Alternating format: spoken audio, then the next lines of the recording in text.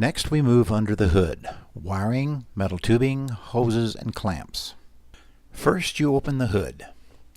Then you check on the hood latches, making sure that the rubber is not split, cracked, or broken, or showing signs of dry rot, and that they are secure to the bus with the proper screws and bolts. First thing under the hood, I would check my wiring,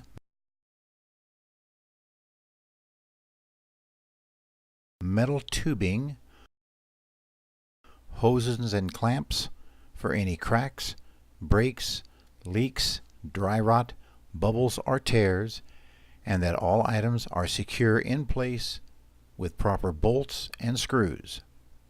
Then I would say I would check the other side the same way from the firewall throughout the engine. Next we'll check our radiator overflow, washer fluid container, alternator, serpentine belt, and water pump. In checking the radiator overflow container, I'd check the coolant with a sight glass if equipped. If not equipped with a sight glass, I'd remove the radiator reservoir cap when the engine is cool. The fluid will be red or green, and the level should be at least half full. The radiator overflow is not cracked, broken, or leaking. All bolts and screws appear to be present, and it is secure to the bus. Next, we'll check our washer fluid container. We'll check that the container is not cracked, broken, or leaking, and that all screws and bolts appear to be present and the item is secure to the bus. We'll check that the fluid is blue and should be at least half full. We should also check the electrical connections, making sure that they are not split, cracked, or broken, and are not frayed or wires exposed. Next, we'll check our rubber hose connection, making sure it's not split, cracked, broken, or frayed, no dry rot, and that it is securely attached with no apparent leakage. Next, we'll check the alternator, serpentine belt, and the water pump. The alternator is not cracked, broken, welded, or worn. The serpentine belt, which is engine driven, runs the alternator and the water pump. The belt is not cracked, broken, dry rotted, or frayed. There should be no more than 3/4 of an inch in play in the belt. The water pump is not cracked, broken, or leaking. All the bolts and screws in the alternator, serpentine belt, and the water pump appear to be present, and the items are secure to the bus. Next, we'll check our frame. The frame appears to be straight. No holes other than the manufacturing holes should be present. The frame doesn't have any wells, cracks, and isn't worn, and is properly secured to the bus with its bolts. Be sure to say, I would check the frame on the other side of the bus in the engine compartment to the rear the same way. Next, we'll check our 2 spring mounts, shock, leaf springs, U-bolts, axle, tie rod ends with bolt and cotter pins.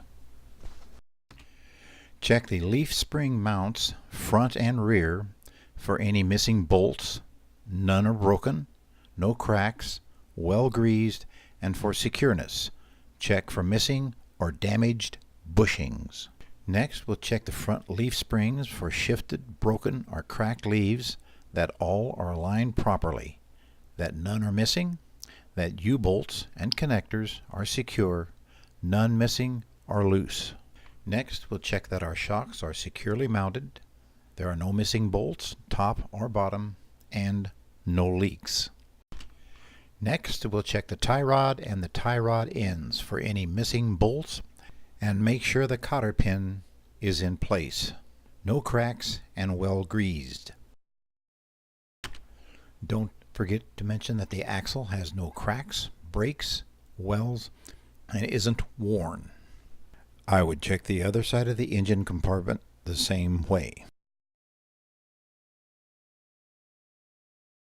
Check the front brake line for any cuts, bubbles, or bumps where are being frayed.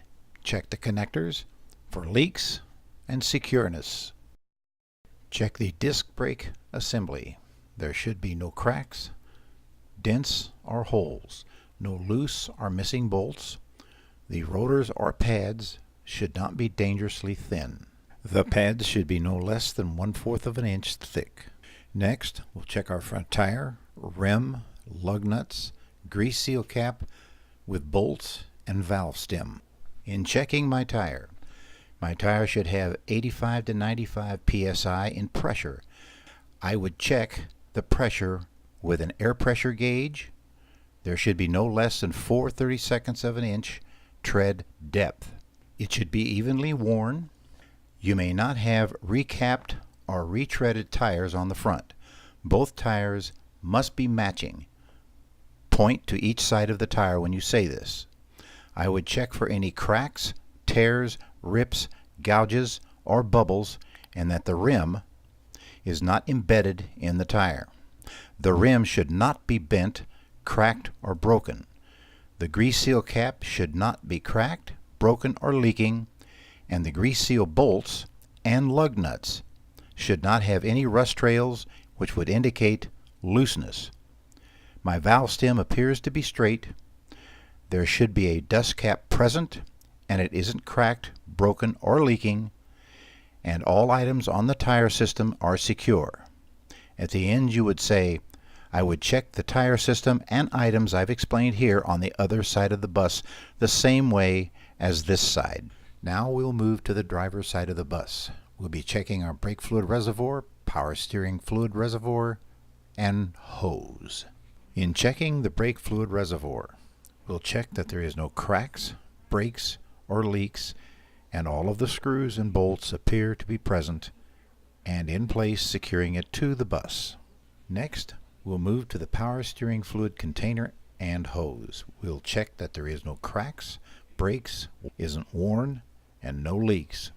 We'll check with the engine on or off. To check, remove the dipstick, wipe it, reinsert it, and pull out again. And it should read between full and add. Check hose for cuts, cracks, leaks, bubbles, or bumps.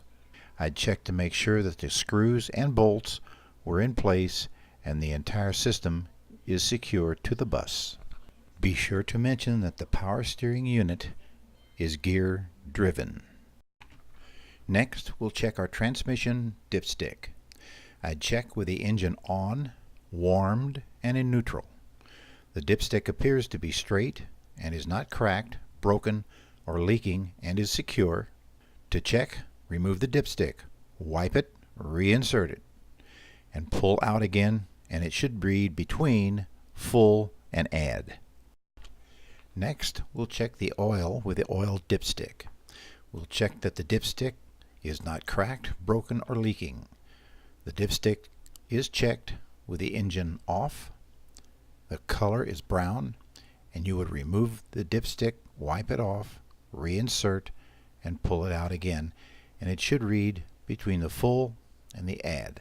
Next, we'll be checking our steering column boot, steering column with U-joints, steering gearbox, pitman arm, drag link, steering knuckle, bolts, and cotter pins.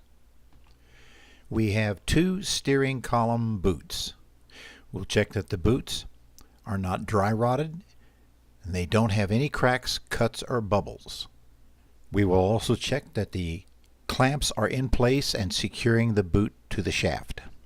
The shaft is not cracked, broken, welded, worn, and the shaft should rotate but not bounce.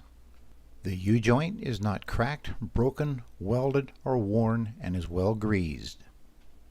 Check that the steering gearbox, pitman arm, drag link, steering knuckle, bolts, and cotter pins are not cracked, broken, welded, worn, and the steering gearbox isn't leaking. Check that the gearbox and steering knuckle should be well greased.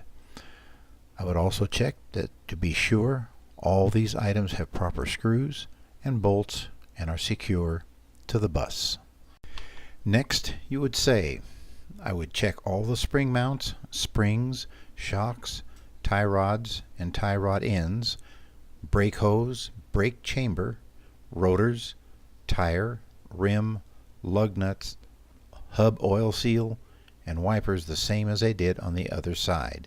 As long as you missed nothing on the other side, this is acceptable. After this, you step back and look over the engine. Be sure that you have covered all the parts. If you feel that you've missed something, go ahead and cover that part. Then you close the hood. Once you close the hood, you cannot open the hood again. One more thing. Before closing the hood, remember to say that we have spare fuses located in the cabin of the bus in case we have a blown fuse. Next, we'll close the hood, secure the latches, and move to the passenger side of the bus for the external inspection.